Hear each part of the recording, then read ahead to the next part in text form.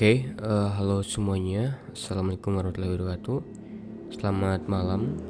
Jadi kali ini saya akan mencoba untuk atau kita ya untuk belajar bareng soal matrix di dalam R programming atau R platform atau apapun itu ya. Jadi di sini apa itu matrix? Jadi teman-teman kalau lihat di sini kita bisa bayangkan matrix itu sebagai atau seperti table ya. Jadi kayak gini. Yang mana dia punya dimensi row dan juga dimensi column. Nah ini anggap aja kita coba buat dimensi row atau dimensi column. Ini adalah dimensi row yang coba saya ini ya. Nah ini adalah dimensi row ke sini, satu baris ini, dan dimensi col ini kayak gini. Nah ini ke bawah ini. Ini adalah kolom dan ini adalah row atau baris. Jadi matrix itu kita bisa asumsikan sebagai table.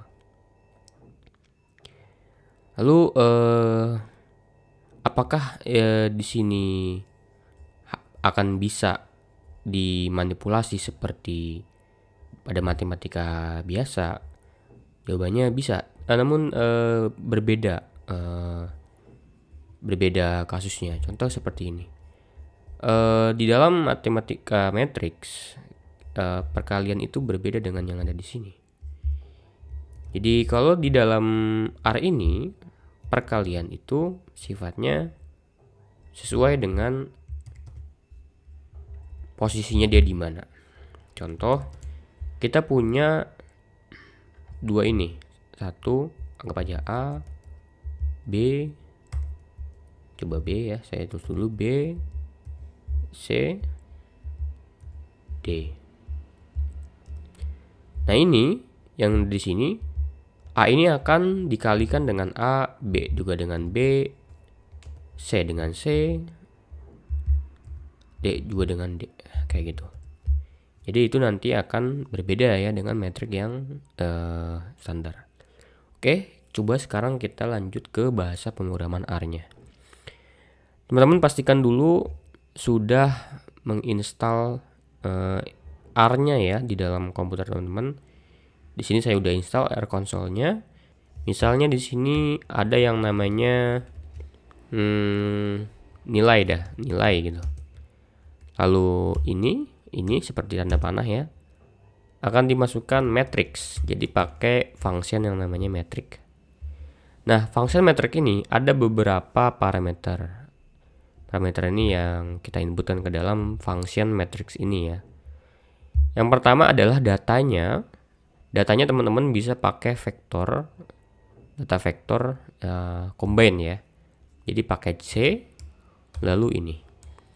Datanya apa aja? Misalnya datanya A, B, C. Kayak gini. Ini nggak nyambung ya nilai tapi A, B, C. Tapi nggak apa-apa. Kita coba dulu. A, B, C, D. Nah kayak gini. Jadi ada vektor. Kita combine A, B, C, D. Nah, anggap aja teman-teman sekarang udah ada data ABCD nih. Lalu di sini kita set akan jadi berapa baris dia. Jadi n row yang ini ada berapa? 1, 2. Kita buat 2 baris. N col-nya ada berapa? Ada 2 kolom. Oke, cukup kayak gini, cukup.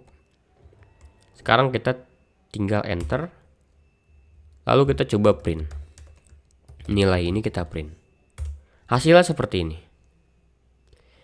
Jadi bisa teman-teman lihat A ini ada di sini, lalu di bawahnya jadi B yang ini. Lalu C-nya di sini di kolom yang kedua, lalu D-nya ada di kolom kedua, baris kedua, kolom kedua. Oke, sip. Nah, sekarang gimana kalau kita maunya A-nya di sini, lalu B-nya di sini, C-nya di sini, D-nya di sini. Bener ya D-nya. Jadi dia nggak row dulu tapi call dulu. Jadi bisa kita pakai satu parameter lagi yang namanya Bentar ya. Jadi waktu kita input nilai matriks C combine A B C D. Ini nggak apa-apa ya teman-teman, kita kasih spasi juga nggak apa-apa, nggak masalah. Yang penting ada komanya ya. Lalu n row 2, n col 2. Lalu kita tambahkan satu parameter lagi yang namanya b row true. Lalu kita coba enter, lalu kita coba print nilai. Nah, hasilnya sekarang jadi berbeda. A-nya di sini, B-nya di sini. Bisa teman-teman lihat berbeda ya. C-nya di sini, D-nya di sini. Jadi sekarang berbeda. Jadi kita akan memenuhi kolom row-nya dulu, lalu dia akan lanjut ke sini. Seperti itu. Oke. Selanjutnya, bisa teman-teman lihat di sini. Di sini tuh ada yang namanya header ya, atau nyebutnya di sini column name, nama kolom. Di sini masih generated 1 lalu 2. Ini juga 1, ini juga 2.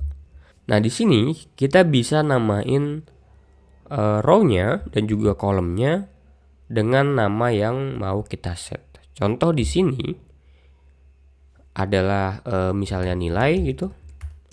Lalu metrik C A B C D, lalu n row 2, n col 2, b row.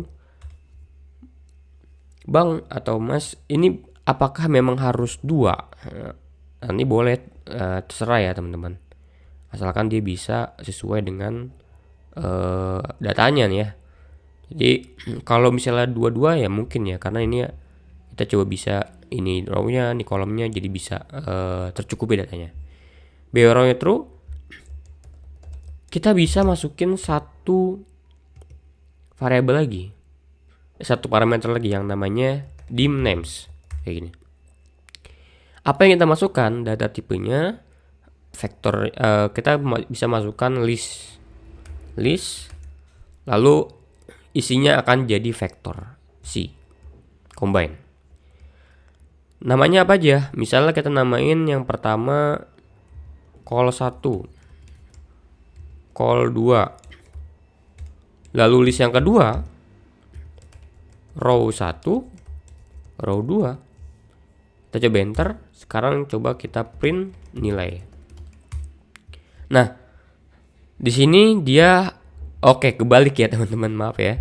Jadi harusnya di sini yang pertama adalah row, yang kedua adalah kolom. Coba sekarang kita edit dulu ya. Di sini kita ganti col 2, col 1, lalu row 2, lalu row 1. Nah, kita coba enter. Sekarang kita coba print nilainya. Nah, ini. Jadi row 1, ini row 2, lalu col 1, col 2. Sekarang udah ada namanya, tidak lagi pakai angka kayak gini. Oke, sekarang coba saya clear lagi. Coba saya print nilai. Nah, ini yang tadi ya. Nah, sekarang seperti yang tadi saya sebutkan, dalam metrik ini kita bisa melakukan matematika ya, atau ya aritmatik ya. Misal kita punya angka gitu, satu metrik dengan data 1, 2, 3, 4, 5, 6 gitu.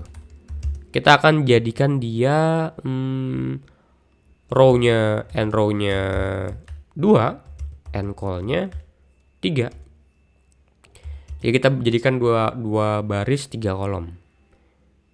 Lalu B rows-nya kita coba true kayak gini. Coba kita enter. Kita coba print angka. Nah, kan jadi kayak gini ya. 1, 2, 3, 4, 5, 6. Nah, sekarang kita perlu satu metrik yang lain. Jadi angka 2 kita kasih metrik yang kedua. Metrik C. Misalnya kita coba pakai random aja, yang penting angkanya sama ya. Jumlah angkanya sama. 1, 2, 3, 4, 5, 6. Oke.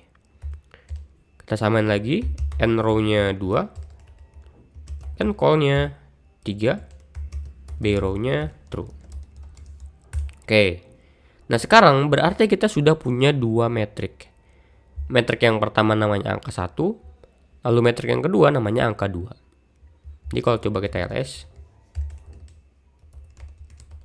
Nah, ini ada angka 1 yang ini, lalu juga angka yang kedua. Oke, sekarang gimana caranya kita lakukan atau arithmetic plus kita coba mau tambahin dua metrik ini. Jadi caranya, misalnya kita pengen tampung itu ke dalam satu vektor. Jadi angka 3 misalnya result, maaf ini saya nyebutnya vektor mulu, harusnya salah. Lalu angka 1 yang ini kita tambah aja langsung dengan angka 2. Sekarang kalau kita coba print angka 3 ini, nah hasilnya jadi gini. Ini adalah hasil penjumlahannya. 4, 5, nah ya 4 tambah 1, 5, lalu 5 tambah 2, 7. Nah ini sudah benar. Gak cuman perkalian, pertambahan, perkalian juga bisa. Kita coba perkalian. Nah ini coba kita print angka 3. Nah hasilnya seperti ini. Jadi dia per sel ya. Dia akan mengkalikan per sel. Oke? Siap. Nah sekarang gimana caranya kita ngakses data di dalam vektor? Coba saya clear lagi. Saya coba print lagi angka 3. Nah gimana caranya saya ngakses data vektor? Maksud saya matrix ya. Maaf saya salah sebut. Jadi saya mau ngambil data ini angka 3. Jadi teman-teman cukup pakai yang namanya kurung siku. Lalu sebutkan kolomnya berapa, row-nya berapa. Kita mulai dari angka 1. Jadi tidak ada pakai angka 0 ya, angkanya angka 1. Misal kita pengen ambil nomor 10 nih, angka 10. Kita bisa pakai row 1, kolom 2. Nah, hasilnya 10. Atau misalnya kita mau ngambil seluruh row. Nah ini seluruh kolom tapi di row 1. Kita bisa pakai 1, gini aja kosongin. Nah, maka akan dapat semua 4, 5, 10 dan 18. Atau kita mau ngambil row-nya saja. Misalnya saya pengen ngambil row-nya row 2 gitu. Kita bisa pakai gini, 2. Nah, ada 10 dan juga 14. Semoga teman-teman bisa dipahami dengan baik. Kalau ada pertanyaan silahkan tulis di komentar. Terima kasih.